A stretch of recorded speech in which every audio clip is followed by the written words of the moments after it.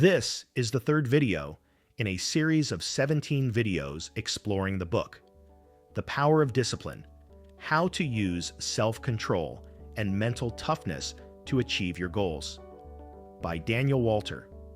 In this video, we're going to dive into Chapter 3, The Status Quo Bias, Why We Resist Change. Have you ever stopped to wonder why, even knowing exactly what you need to do to change your financial life, you keep repeating the same behaviors? Why you keep spending when you know you should be saving? Or why you stay in that job that drains you, even though deep down you know you could be doing something much greater? That has a name: status quo bias. It's the human tendency to cling to what's familiar, even when the familiar is what's making you suffer. And Daniel Walter explains that this is one of the most subtle and powerful barriers that block the development of self-discipline, and as a result, prosperity. After 40, this bias becomes even stronger, because the mind begins to seek safety at any cost. You've faced disappointments, seen plans fall apart, felt the weight of responsibilities, and without realizing it, you start protecting yourself from the new.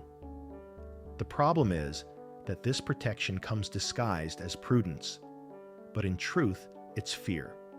Fear of trying and failing. Fear of losing what little you have. Fear of discovering that you could have done more, but didn't. And what happens when fear takes command of the mind? Life goes into repetition mode. You wake up, go to work, pay bills, complain, promise yourself you'll change, and end up doing everything the same way again. Not because you don't want to change, but because the mind resists it. It whispers, "Things are fine the way they are.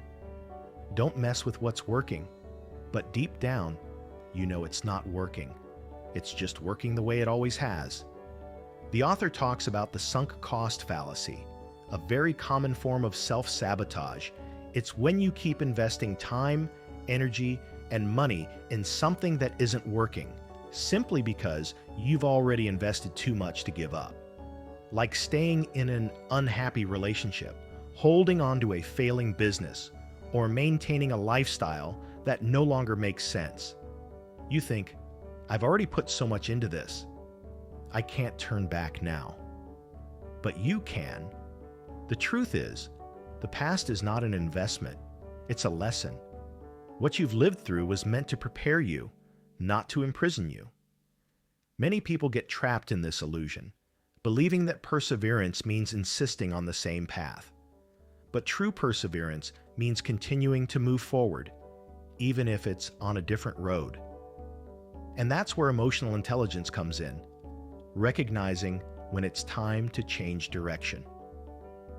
Walter also explains something called the loss aversion theory. It shows that people would rather avoid losing something small than risk gaining something much greater. It sounds irrational, but it's real. You might know that changing careers, starting a business, or investing in a course could take you to a whole new level. And yet you hesitate, because deep down, you're afraid of losing what you already have: stability, a steady paycheck, comfort. It's your instinct for self-preservation locking up your prosperity. And here's the curious part: even when change is positive, the mind still finds excuses to delay it. It says, "It's not the right time, I'll wait a little longer," or "Once I have some extra money, I'll start." But that waiting for the right time is a mental trap, because the right time never comes. It must be created with decision and courage. After 40, life calls you to a different kind of prosperity. It's no longer about chasing money, but about building stability with purpose. But to do that, you have to break the cycle of inertia. And inertia is just another name for the status quo. Change can be scary, but staying where you are costs far more. It costs energy, vitality, emotional health, and above all, time, your most precious asset. You can't buy time back, and every day spent feeding fear is one less day building freedom. Another fascinating point the author brings up is the mere exposure effect. He explains that the more we are exposed to something, the more likely we are to accept it, and even start to like it, even when it's not good for us. That's why the more you get used to a problem, the harder it becomes to see it as a problem. It's like living surrounded by clutter and one day no longer noticing the mess. The mind adapts, and discomfort becomes routine. The same happens with your financial mindset. If you spend years repeating the same patterns of scarcity, debt, and fear of investing, that becomes your normal. And the brain learns that normal means living in constant struggle. But remember, the brain is a trainable organ, and everything that was once learned can be unlearned and relearned. Change begins the moment you decide to expose your mind to a new reality. When you start surrounding yourself with prosperous people, reading about prosperity, studying money, and thinking differently. The more you expose yourself to the new, the more natural it becomes. And when prosperity becomes your new normal, it stops being a distant dream and turns into a way of life. Walter reminds us that the status quo bias exists to keep you safe, but it's also what keeps you trapped. It's a form of protection that slowly turns into a prison. And the key to that prison is called self-awareness. Once you understand the mechanism, it loses its power.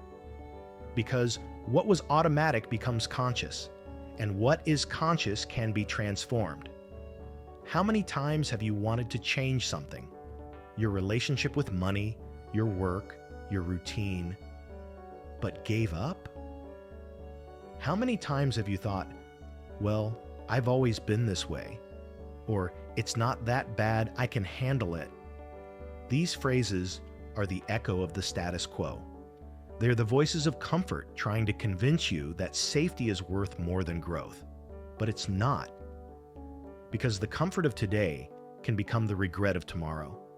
And regret, as Walter says, hurts far more than failure. Failure is human. But regretting not trying, that's unbearable.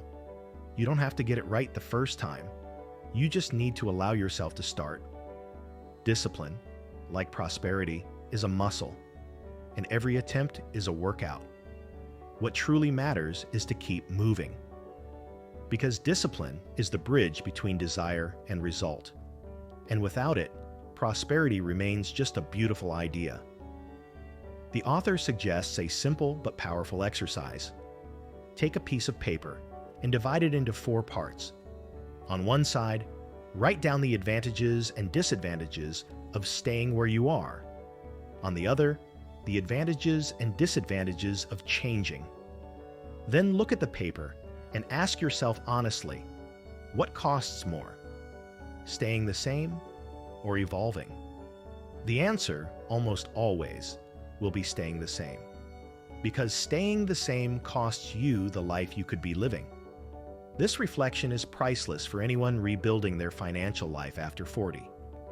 Maybe you're afraid to invest in something new, to start a business, to learn a new skill, or to change the direction of your career. But remember this, change is the only road that leads to prosperity. There is no wealth without transformation, and there is no transformation without courage. If you believe you deserve more in your financial life, the link below in the first comment is for you. So, did you like this video? Then help us out. Like, comment, share, and turn on the bell after subscribing to the channel.